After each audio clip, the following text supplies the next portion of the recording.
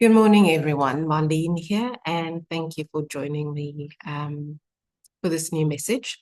Today, I'd like to talk about something that I think we often neglect in our journey of growth and our journey of development. And it is the subject of becoming, becoming who we need to be in order to step into the life that we aspire to. I think that very often we set a goal, we have a dream of something that we want to achieve, something that we want to be or do. Um, but we don't really think about, am I the person? Am I currently the person who can do this thing? Am I currently the person who is capable of doing, having the thing that I've set out for myself to do? And if I'm not, which is most likely the case, then how do I become this person? Um, for example, when you set the goal of starting your own business, um, people generally center their thinking around what are my skills? What am I able to do in terms of delivering a service or selling a product? Um, and do I know how to access a customer? That kind of thing. But we don't really think about what does it take from an internal capacity to be a successful business owner. So, are you disciplined? And if not, how do you become a disciplined person? Because as much as we would like it, running a business is not an easy endeavor. It's riddled with challenges, but the process of overcoming those challenges are often at least half the reward of being the business owner. So when I recognize that there's a goal that I want to achieve, but I don't currently possess the ability, the tendency, the skill that is quite integral to achieving that goal, um, do I have a strategy for acquiring the skill, acquiring the habit, acquiring the whatever the aspect is that I need to in order to be successful in what I'm endeavoring to achieve. And so, um, in my experience, I when I stepped out to do consulting for the first time, I was driven by first my passion for the area that I wanted to work in, which is communications with a corporate social investment leaning. Um, and I knew that I had the ideas, I had the ability, I had the strategy that could make a difference for the client I was aiming to target. But that was about as far as my thinking went. I didn't think about, I didn't spend too much time thinking about what does it actually take to become a successful business owner. So as an introvert, engaging with people on a one-on-one basis was not something that I leaned into. But my engagement style is more based on connection. So when I feel or I sense that on some level there is a connection between myself and the other person, either we have a similar interest or a similar way of looking at the world, all of a sudden I become a chatterbox. But just the random engagement with strangers, just small talk, that's not something that I excel at. And so, in my thinking about my consulting business, I reached out to people. I already had a good sense of what their interests were, how I could provide a service to them, how I could provide value to their businesses and their departments. but I didn't really think about beyond that circle. How do I, as an introvert, engage with someone who knows nothing about me, who I know very little about? How do I reach out to those people? How do I engage them? How do I stay engaged? And so, in order to lean into that aspect of business, I needed to look at, okay, I'm an introvert, or I identify as an introvert. And in order to grow my business, I'm going to need to step out of my introversion, at least as far as marketing the business and engaging with potential clients is concerned. Um, and what can I do to grow my ability to engage with strangers, basically? So that wasn't something that I leaned into. And I realized that for quite a few years in the beginning, I relied on existing relationships and obviously word of mouth through introductions, which was good business. I worked with clients that I enjoyed and whose businesses I understood very well. But as that pool starts to shrink, um, companies change strategy, people move out of roles, and the new relationship is not exactly what um, is beneficial for your business. So you need to expand your network, your ability to engage. And so, because we don't necessarily look at where we are where we have a deficit in skill or ability and how that deficit can potentially impact our businesses stagnate and sometimes completely fail because we didn't realize that just having the skill to do the job or deliver the service is not sufficient. I, as a person, need to become something other than what I am in order to be a successful business owner. And so I wanted us to also just look at very common advice, which is find a role model, find a mentor, someone you look up to, someone you aspire to be, and try to emulate them. And so if one looks at someone like Oprah, for example, someone that many younger people look up to and aspire to be like, you look at her career, you look at what she's achieved, the businesses, the relationships that she has, and we so what we see is basically an outside view, and we don't really get a sense of the inside view of what it took for her to become the person we know her to be. And so when we look at our role models, when we look at the people we want to emulate, it's very useful to try and get a sense of who they are as a person. What are their tendencies? What is their personality like? How do they do certain things? How do they engage with life? How do they take care of themselves? How do they ensure that they maintain energy, that they remain vital and in pursuit of their goals?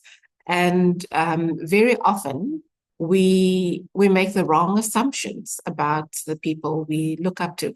For example, if you look at Oprah again, her being a media personality and being in front of the camera and interviewing celebrities all the time and all the wonderful, exciting things that she does, one would assume that Oprah is an extrovert.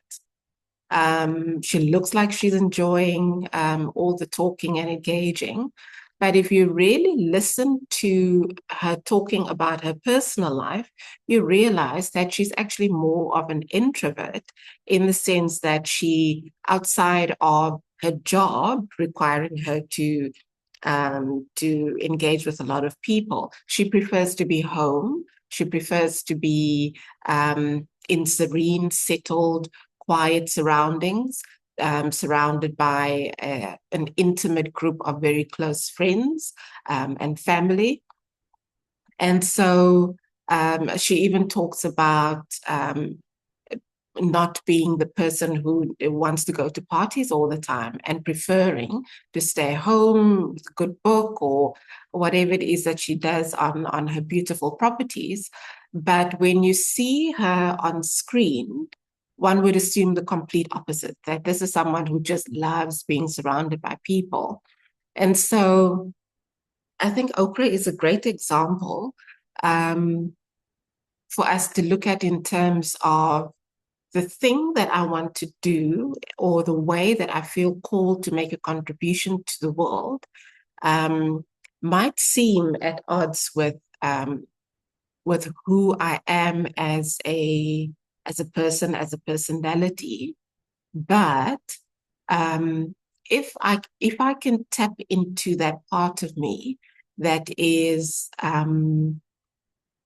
inspired, that is guided to do the telling of stories, to do the engaging with people, to showcase different aspects of life, of being. If that is what I feel I'm called to do, but I'm not a talkative person. I'm not a social butterfly, as people call it. Um, it is possible to do those things, and it is possible to bring balance with regards to um, the way that you show up to do the work or run your business or be in your business versus the way you are as a person generally. And so in my case, I have had to realize that, hoping and praying that somebody's going to come and save me.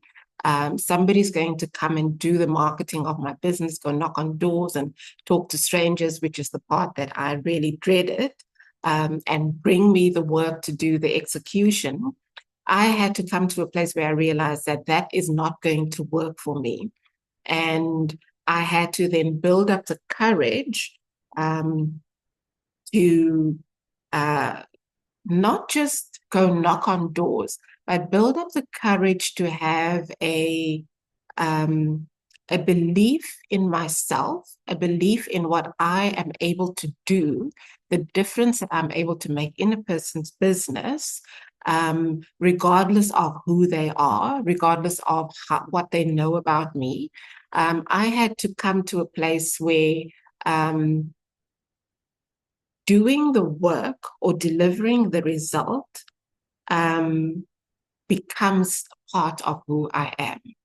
That it's not just a job anymore, that it's not just something that I do, but it's something that I am. I am the person who can look at your business, who can look at your life situation, gain the insight that I need, and I can advise you as to how to get out of that situation.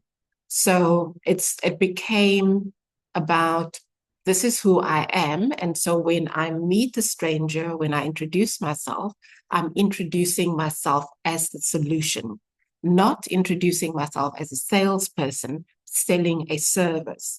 And so I think that for anybody who is looking at making a change, whether it's starting a business or changing a job or changing a career or whatever change it is that you want to make, when you think about the actual task or the activity that you need to do, I think that's one aspect.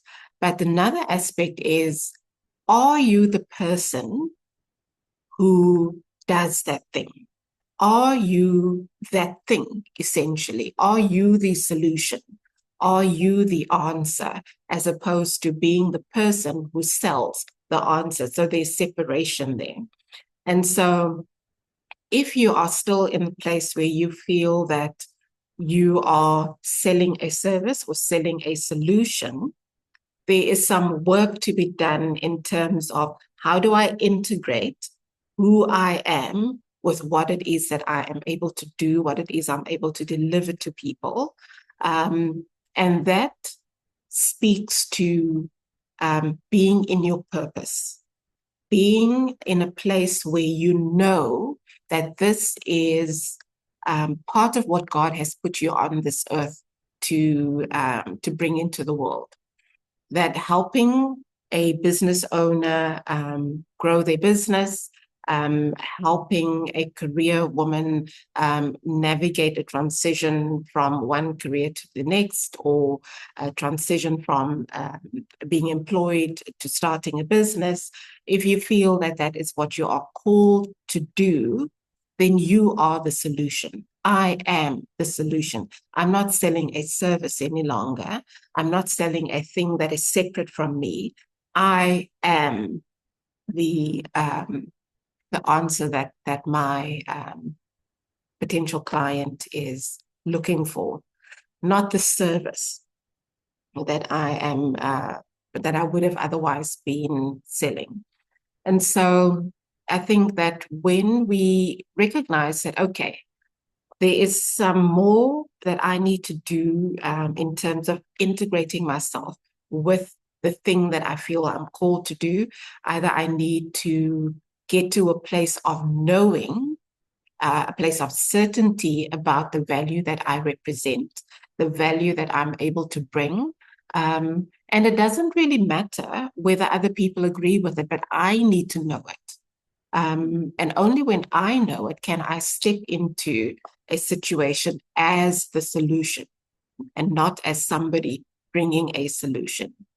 So, as I said, the title of this video is about becoming, and whether you are becoming an entrepreneur, whether you are becoming an executive, whether you are becoming a mother, look at the aspect that you think is not fully developed in you, is maybe lacking in you, that would be integral to being the person that, or the role that you are aspiring to inhabit. So once we've identified what it is, whether it be self-belief, whether it be a skill that whether it's presentation, whether it's writing, once you've identified that, then find an